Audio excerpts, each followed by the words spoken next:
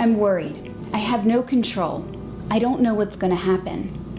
If you've had any of these thoughts, you're not alone. The coronavirus pandemic has created uncertainty and stress for everyone.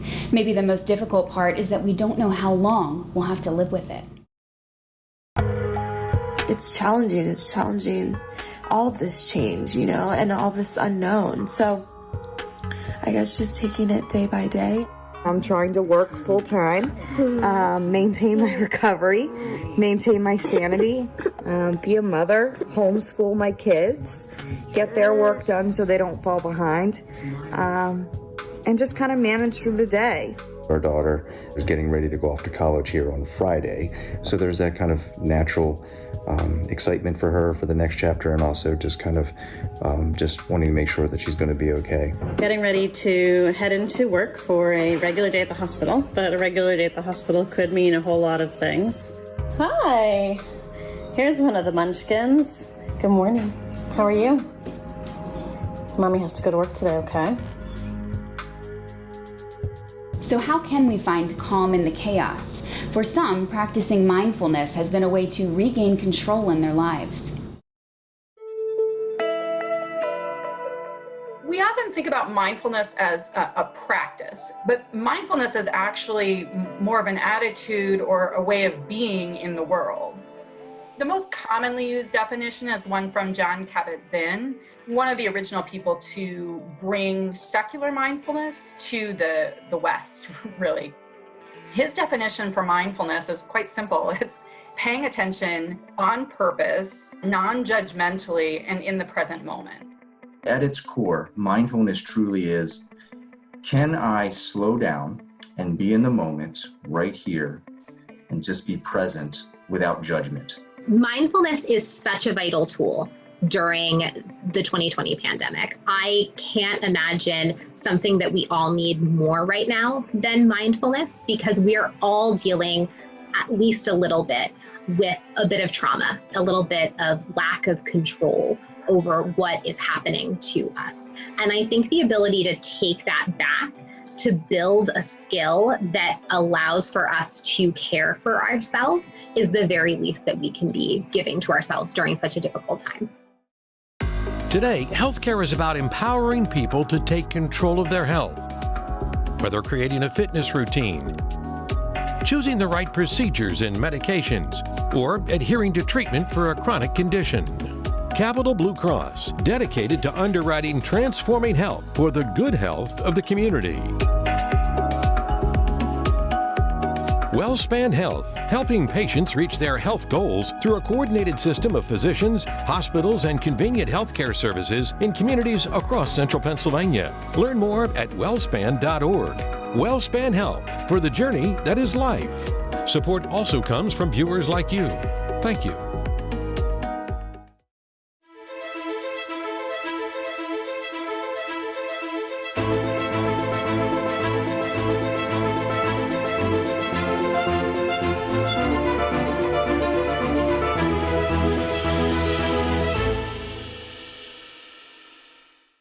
Hello and welcome to Transforming Health, Finding Calm in the Chaos. I'm Kira McGuire.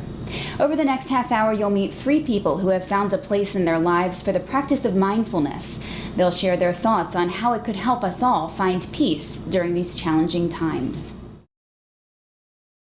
My name is Sabrina. I'm actually from Eugene, Oregon, which is kind of, many people would think of it as kind of a hippie-ish place. There were a lot of people around me that did, mindfulness, meditation, yoga, and all this other kind of stuff. And I'm going to just be completely honest and say that I thought it was garbage. So when did you begin to reconsider the idea of mindfulness? So when I came to Penn State, I actually begrudgingly got involved with a brand new research project.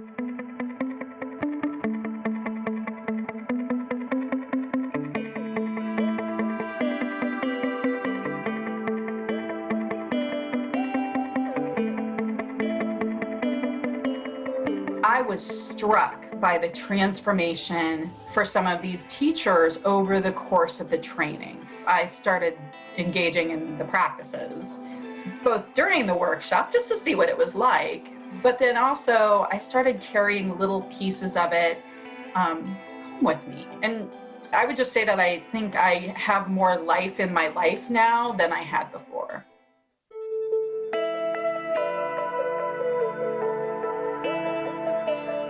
So we're going to do an activity right now where I'm going to ask you to spend just a few minutes writing or thinking about an experience of anger that you've had recently. We did a webinar with the Pennsylvania State Education Association. The first webinar we did was the middle of April. And we started out with enough, space, right, virtual space for 500 people. And that wound up not being enough.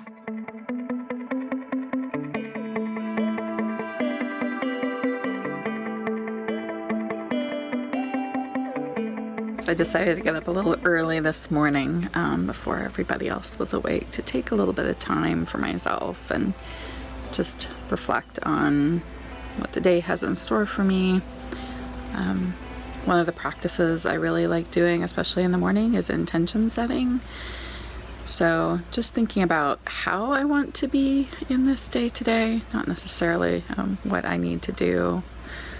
So like, for example, my intention for today is to take things, one at a time.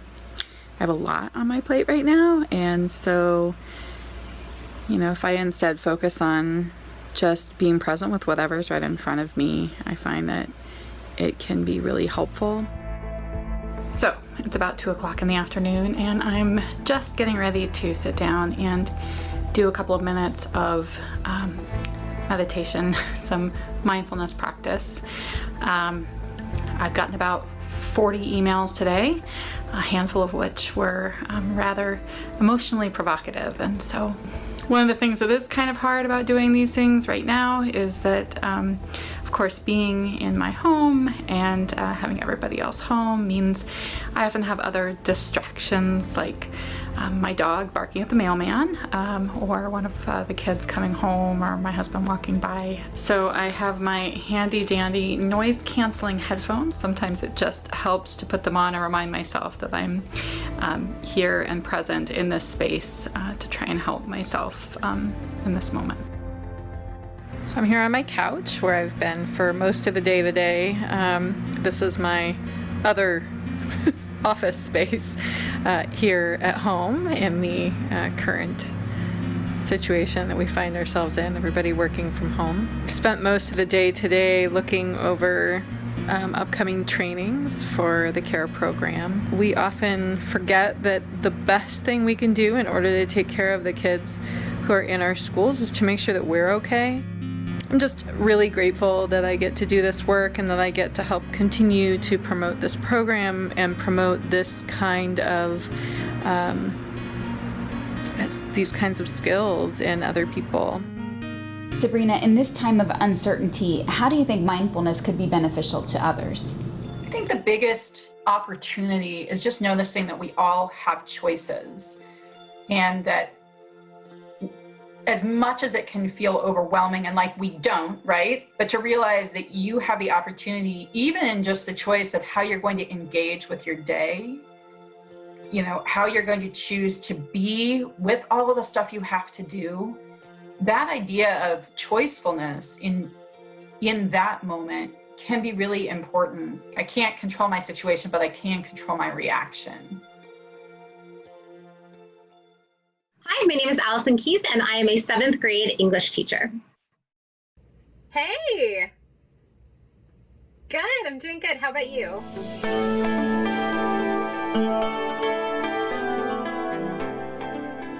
As a teacher, how have you been impacted by the COVID-19 pandemic so far?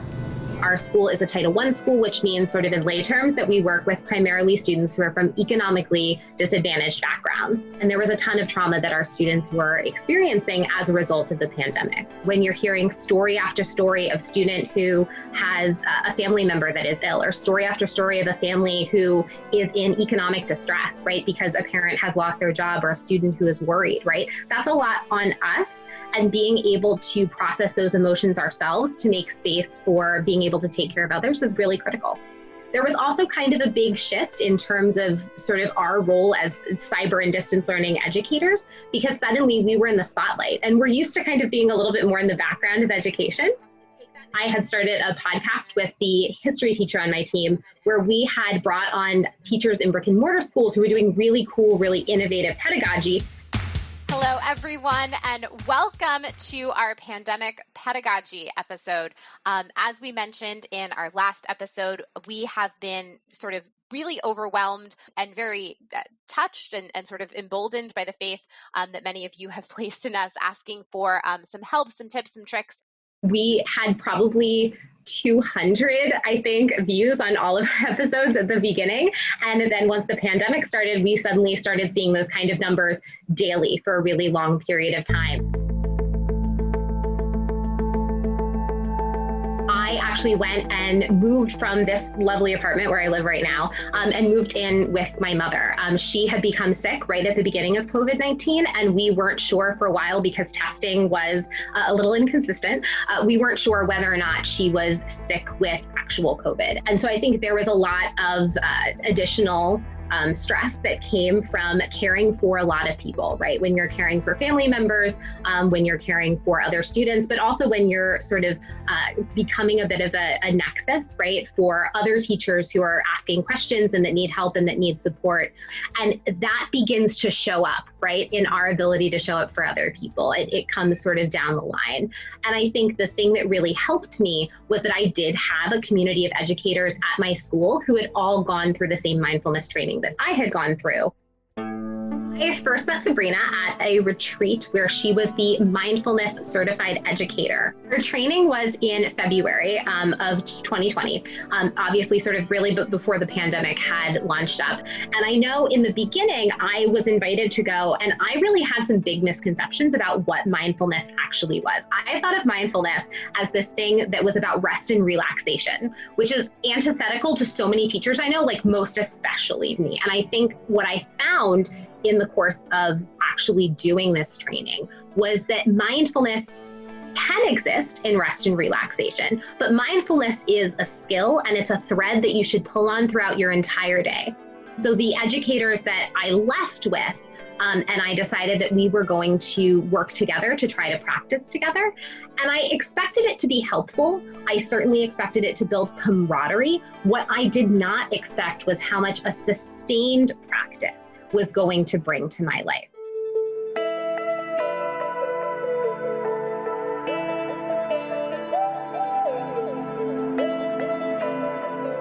Good morning. It is bright and early, 6:45, and I am about to take you on a virtual tour of my day as a mindful virtual educator. So I'm glad to have you on the ride today. So I start every day the same way, which is sitting down with a cup of coffee to plan out my day. Now, this is the most important part of my day because it's where I plan my intention for the day. During the school year, I would take that intention and put it in a group chat with fellow educators, but it's still the summer. So they're not necessarily in line, nor should they be. And I'm going to take my intention instead and put it into my digital planner. That way I still have a record to reflect on later. Our day is still pretty busy, even though it's not an official school day because there's so much to get ready. This morning, I am meeting with my podcast host and a brick and mortar teacher from a local school district, and we're going to be talking about how to use sort of Zoom and web conferencing softwares to bring the world into your digital classrooms. And the rest of my day is just getting ready for the students. So I have welcome videos to make. I have assignments to get set up, basically everything so that the year has a really smooth start for them when they get going. I have a tendency to be a little bit of a perfectionist about this kind of stuff. So I want to make sure that I'm getting everything done that I have set to do, even if it's not necessarily perfect. So I think that's going to be my intention, is that really for today, just focus on getting everything done, be unattached from that outcome, right? It doesn't have to be perfect. It just has to be finished. So now that I've planned my day, I'm ready to go ahead and enter my office, and we're going to get started with my meditation practice. So I set a goal for myself at the beginning of last year that I was going to meditate at least 1 minute every single day. And the reason behind the 1 minute was there should never be a day where I can't make 1 minute's worth of time for myself. I do a particular method, which I'm going to go ahead and show you here, which is called grounding through the senses. And basically what it does is it sort of brings brings you to the present moment using your senses as a method to keep you present. I use a candle to help me get started with this. So I'm going to go ahead and light my beautiful candle.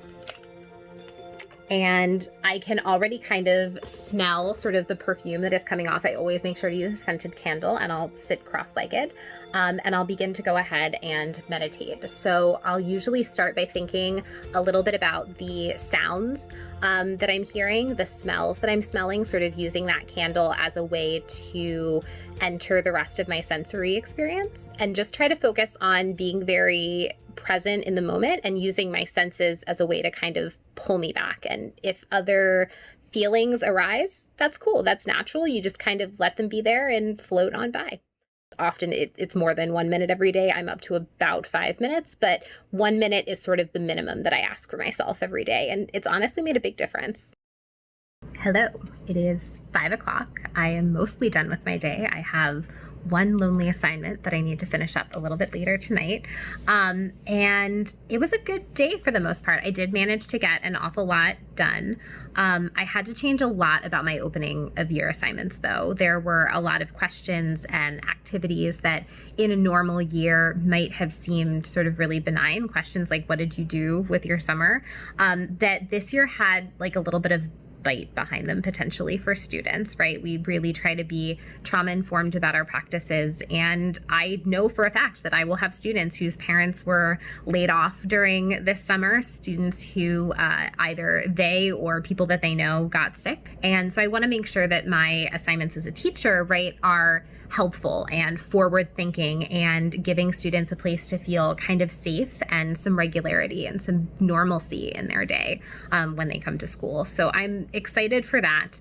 I'm about to start dinner pretty shortly, which is one of my favorite other mindful activities. I used to be the kind of person that would cook listening to music or a podcast, and anymore I just kind of like to enjoy the quiet and just sort of focusing on the cooking and the natural sounds and rhythms. Allison, you've been practicing mindfulness for some time now. Would you say it could be beneficial for others right now?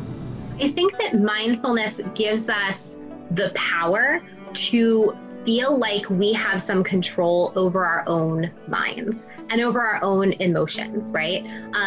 The practice of mindfulness isn't going to change any of the things that you're experiencing in your day-to-day, right? It's not going to take something that is sad and make it not sad. It's not going to take something that is stressful and make it not stressful. What mindfulness is going to do for you is allow you to recognize in the moment that that's what's happening. I honestly think it's changed so much about my quality of life.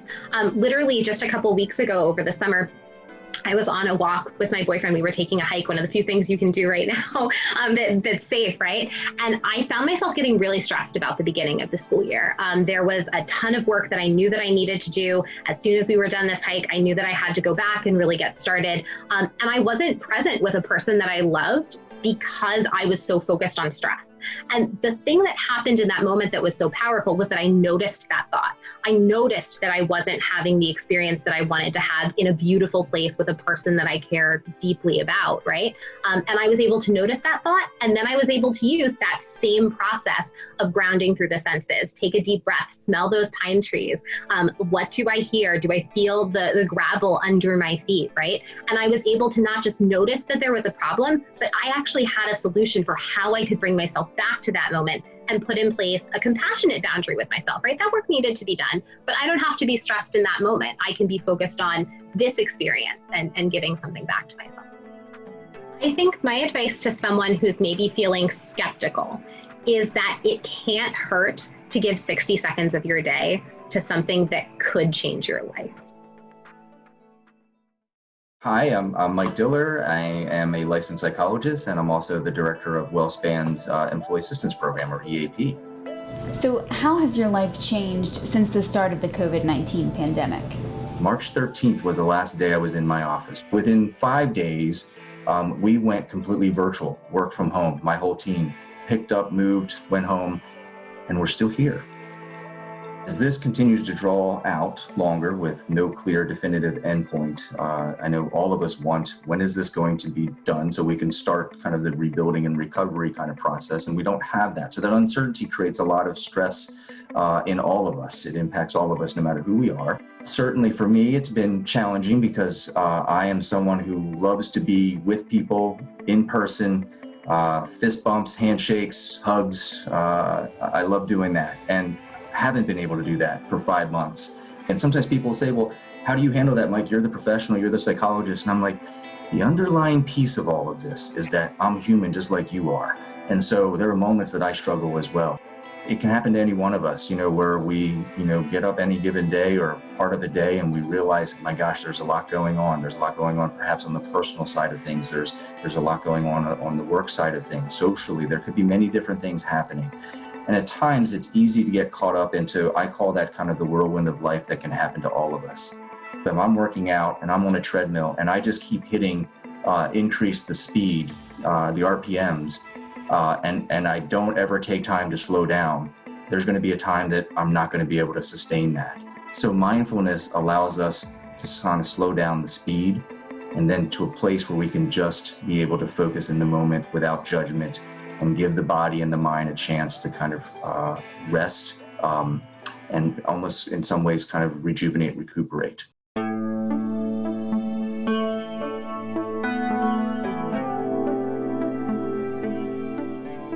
Good morning. It is the start of my day, and that day usually starts anywhere from 6 o'clock in the morning to 7 o'clock in the morning, getting up, getting ready. And my office is really still here in my house for the last 5 months or so since the pandemic unfolded. And so this is my work setting now. Any given day, I have a schedule, and then every morning I sit down and I try to ground myself saying, okay, that's right, the kind of priorities of the day. What do I need to get done? What must be done today?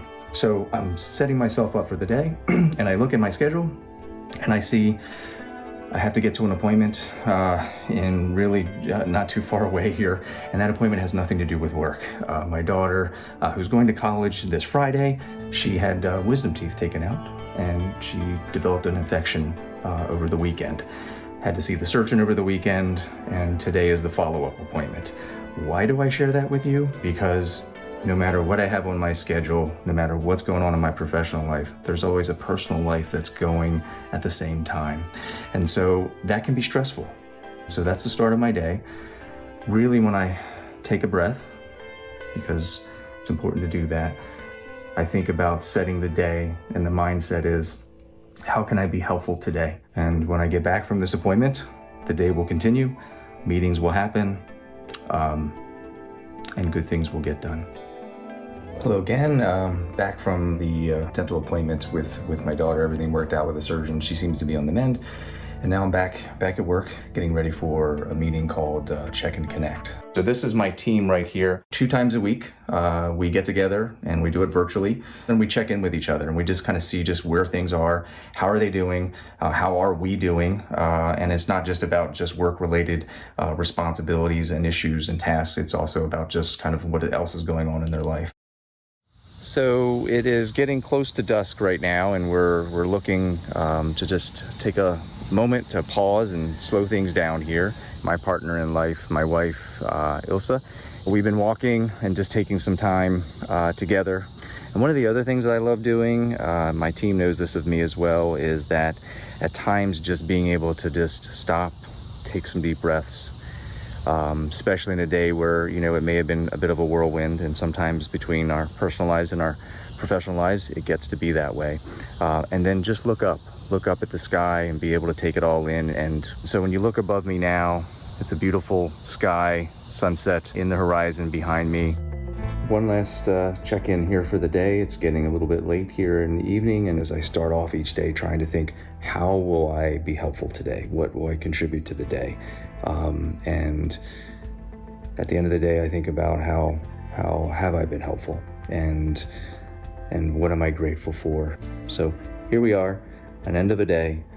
It was a good day, and I thank you for being able to follow along and share with me some of those moments in a day in a life. So I wish you well, during this time as we continue to stay together, work together, and get through this pandemic crisis with COVID-19. And we will. And I that's my own self-talk at times too, that this will end in terms of it will not be permanent, and we'll get through this together. So be safe, be well, and take care. I'd like to thank all of our participants for sharing their thoughts and experiences so openly. We hope these stories have provided you with a bit of calm in the chaos. Be well, and join us next time as we continue to share stories and transform health. I'm Kira McGuire. Thanks for watching. Today, healthcare is about empowering people to take control of their health. Whether creating a fitness routine, choosing the right procedures and medications, or adhering to treatment for a chronic condition. Capital Blue Cross, dedicated to underwriting transforming health for the good health of the community. WellSpan Health, helping patients reach their health goals through a coordinated system of physicians, hospitals, and convenient healthcare services in communities across central Pennsylvania. Learn more at wellspan.org. WellSpan Health, for the journey that is life. Support also comes from viewers like you. Thank you.